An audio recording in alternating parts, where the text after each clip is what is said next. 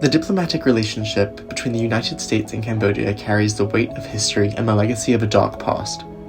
By learning from the experiences and perspectives of 3 distinguished diplomats who have served as US ambassadors in Cambodia, perhaps we can learn more about the history, future, and trends of US-Cambodia relations. First is Ambassador Kenneth Quinn, who served as the 10th US ambassador to Cambodia between 1995 and 1999. Next is Ambassador Charles Ray, who served as the 12th US ambassador to Cambodia between 2002 and 2005. Finally, we will hear from Ambassador Joseph Mussomeli, the 13th US ambassador to Cambodia, who served between 2005 and 2008. Against the backdrop of Cambodia's tumultuous history, including the shadow of the Khmer Rouge regime, the stories and insights the 3 ambassadors share highlight the evolution of US-Cambodia relations and the transformative power of diplomacy to nurture understanding, cooperation, and progress. The Cambodia-U.S. relations after the Vietnam War, as I said, when the Khmer Rouge were in charge, there were no relations. After Hun Sen made peace with the Khmer Rouge and the violence sort of settled, and we went back in and resumed relations. And then, of course, when Sihanouk was welcomed back into the country, the relations were. When I went in 2002, our relations were funny. I mean, we had diplomatic relations with Cambodia, but we had very tense relations with the Hun Sen government. Hun Sen, because of his fear of the Vietnamese and his antagonisms toward Thailand, actually was looking for establishing closer relations with us, which was made difficult by the fact that, as I said, you had members of Congress who were just, they were sold on the opposition party and didn't want to have anything to do with Hun Sen and his party. Between 2002 and 2005, we actually sort of turned the corner. We did develop better for example, we started providing some training to the Cambodian military, which facilitated them in getting involved in peacekeeping missions. During the previous administration, a lot of countries like Cambodia were just basically sort of ignored, which I think pushed the Cambodian government away from us and more toward the Chinese. So I think right now, for example, from what I'm able to see in the press, is that our relations are at a low water mark. Cambodia has never been a high strategic priority for the U.S., and so the relations tend to wax and wane. Right now, they're in sort of a down cycle. I didn't get a lot of micromanagement out of the administration when I was in Cambodia. After Cambodia, I worked for the Bush administration as a Deputy Assistant Secretary of Defense. I was in agreement with the administration on most of the issues that I worked on. I never, except for 1 or 2 political appointees that I butted heads with on issues where they tried to stick their nose in, I never had a real problem.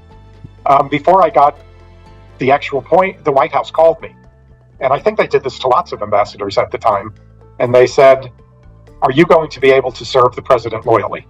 Which is weird. I serve my government, and I've taken an oath to uphold the Constitution. And in serving the government, you have to be loyal to the president. If I find a point where I can't be loyal, I'll just quit. And they said, "Okay, thank you." And then it was like a 3-minute conversation. It was weird. The great thing about being in Cambodia under Bush was that he didn't know where it was. So, and neither did any of his, we kept trying to get him and others to come visit. And finally, I think Carol or somebody else succeeded later, at least for an ASEAN conference. But people complain that they don't get any attention from Washington. But really, they should be grateful for that.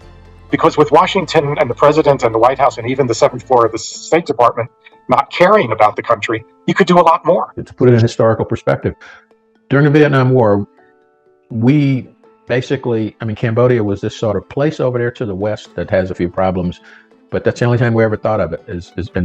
And then only those parts of it where we had the problem. It's never been a high priority. Being an ambassador in a place where you get limited resources and not a lot of senior backing is not the easiest job in the world. But we have tried to make some amends for what we've done, and we certainly on demining and on reconciliation, we work pretty well.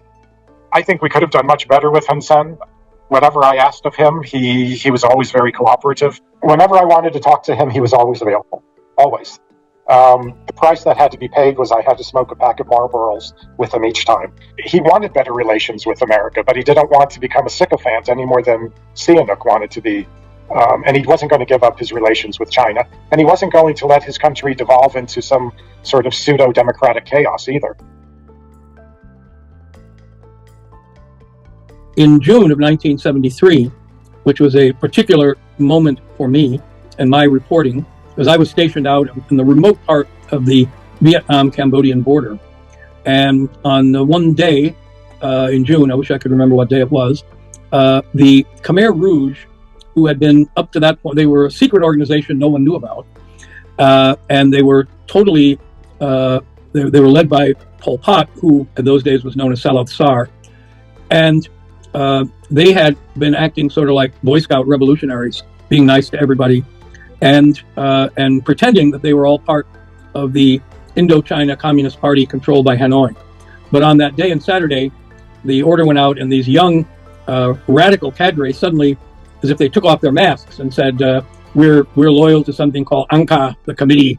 And they, in a whole array of provinces along the Vietnam border, at the same time, on the same day, told every villager, every farmer, there, stand up and walk out of your village toward the jungle where you're going to build a new life. And then to ensure that no one could ever go back home, they burned every village. So I was, by chance, standing on top of this mountain inside Vietnam, where you could see into 3 or 4 provinces in Cambodia. And as far as the eye could see, coming up out of there, these plumes of smoke. And eventually I wrote a lot of spot reports, but I wrote my 40-page long treatise on the Khmer. They were called Khmer Krahom, which is red Cambodians in the Cambodian language, and equating them to Hitler and Stalin and their radical approach, and they're killing anybody who disagreed, and they're obliterating religion and everything traditional in Cambodian society. There was a Paris conference in the summer of 1990. So this was a big deal, a big signal, a big moment. For Baker and Zellick and that, they said, we need to be on the right side of history. We should not be doing anything that's supportive of the Khmer Rouge. And we should absolutely be striving as one of our goals to ensure that the Khmer Rouge, the genocidal Khmer Rouge, can never return to power. And that our second goal would be to provide help to the Cambodian people who had suffered so incredibly, so incomparably, 2 million dead out of 7 million in 4 years, their whole society torn apart, and try to be good and helpful to them for moral reasons, that they were people who had been hurt badly and deserved help. I don't think I met anyone in or out of government over the age of 30 who hadn't been directly impacted by the Khmer Rouge, including Hun Sen himself. The formula that the Cambodians had offered for the Khmer Rouge Tribunal was to try the top leadership, but not to go after the rank and file, and basically to focus on reintegrating them into Cambodian society. I had a chance in 2010 when I was back in Cambodia on a visit. They were televising the hearings, and it was amazing. You walk down the street and you would see crowds of people standing in front of the shops that had the television, and electronic shops would have televisions in the window, and people would crowd the sidewalk watching every minute of the tribunal as it was unfolding. And it was for a lot of them that I talked to when I was there in 2000, it was a cathartic moment, is that they were finally getting some international recognition of what Cambodia had done to itself. Traumatic events don't disappear that easily.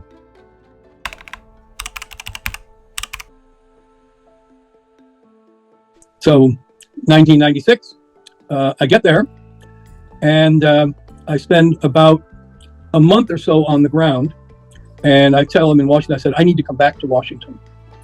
And I come back in, I don't know, it's April or May, and I tell everybody who listened, I said, all of our assessments and judgments that have been made about how Cambodia is at peace and how the agreement has worked and how it's produced, this cordial, cooperative relationship, are all wrong. When I first came and I was meeting with them, and I said, anyone among you who was in a Khmer Rouge camp during the Khmer Rouge period, raise your hand. Every hand went up. Every employee had been in a Khmer Rouge camp. I said, everyone who lost an immediate member of your family, your mom, your dad, your brother, your sister, your spouse, your children, during the Khmer Rouge period, raise your hand. Every hand went up. One of the things that I'm most happy about is that I was able to finally get the Peace Corps to Cambodia. And this was a big deal to have American and Cambodians on a person-to-person level. For some reason, we had this worry that they wouldn't be safe, or Cambodia was not the right type of country for Peace Corps, when really it's the ideal country for Peace Corps. And I think that was a good movement. We certainly supported DC Cam. At my residence, we would bring over literally thousands of Khmer Rouge victims all at the same time. And we'd have events for them and talk to them about the situation. We finally convinced Congress to give some money for the tribunal itself. The problem with the U.S. government, well, there's many problems with the U.S. government, but specifically to Cambodia, is that we wanted to help Cambodia, but we didn't want to help the Cambodian regime. You know, we've been trying for decades to make it into a more pluralistic, open society, but we don't really understand what they went through. Yeah. From the mid-60s to after the genocide, and then even after the genocide with the Civil War and the Vietnamese invasion, generations were lost. Most of their culture was lost. It just was a time that it'll take generations more to really recover from it. I believe it was 2007 or maybe 2008, we started mill-to-mill training. And there are a lot of human rights groups that were angry about this. And they said we shouldn't be training them because the military violates human rights. And my only response was, well, who else is going to teach the military about human rights if not the U.S. military? If we're not training them, the Vietnamese or Chinese are going to be training the military, and they're sure as hell not going to teach them about human rights. Things like the TIFA agreement and the new embassy that really became sort of a center of, I mean, I had nothing to do with the construction of the embassy, but it really sort of captivated the Cambodians, that symbolically to them, it meant that America really was focused on them now. Sadly, that was never really true, but they took it as a symbol of our renewed interest in Cambodia. And it became a place for all the young Cambodians to take photographs for their weddings, and it was just ridiculous. It became a real place to go visit. It became a landmark in many ways. So we got the TIFA done. We started the mill-to-mill ship visits and helicopters coming in to do medical things for Cambodian children. We got funding for the tribunal. We got Peace Corps and other things there. But no matter how much we did, the underlying suspicion and tension between the two countries, I think, still remains. U.S. relationship with Cambodia, a lot of it will depend on the Chinese relationship with Cambodia. I hate to say this, but quite often now, our relationship with countries seems to be based on where they are with China. If they're too much in bed with China, we write them off. If they're not in bed yet with China, we rush them to try and keep them from it. And there's a lot of energy spent on competing with China. Right before I retired, we had an American East Asia Chiefs of Mission meeting in Washington. And the Assistant Secretary, Stanley Roth, asked me if I would speak and kind of give my assessment of what was going on. And most of the other ambassadors were talking about how America was the most influential country in Asia, and we're going to continue to be for decades and to come. And I said, well, I see this other model coming, and what the Chinese are doing in Cambodia, I believe you're going to see them replicating it all over Southeast Asia, and they are going to be building and expanding influence everywhere. They're going to juxtapose themselves against the U.S., and in those places where we might be beating up countries about human rights, they may step in and sort of say, "Oh, are the nasty Americans picking on you? Don't worry, we're here to be your friend." And that we were going to see in the next decade or two that there would be a significant increase in Chinese influence upon most of these countries in East Asia and Southeast Asia, except maybe the ones where we have this absolute military connection, like Japan and South Korea.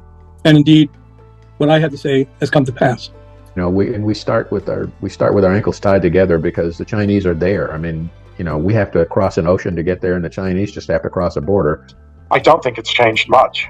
I think we were at the cusp of a new relationship as I was leaving, but I think it was maybe too much hope on my part, and it didn't happen. I don't think they're bad.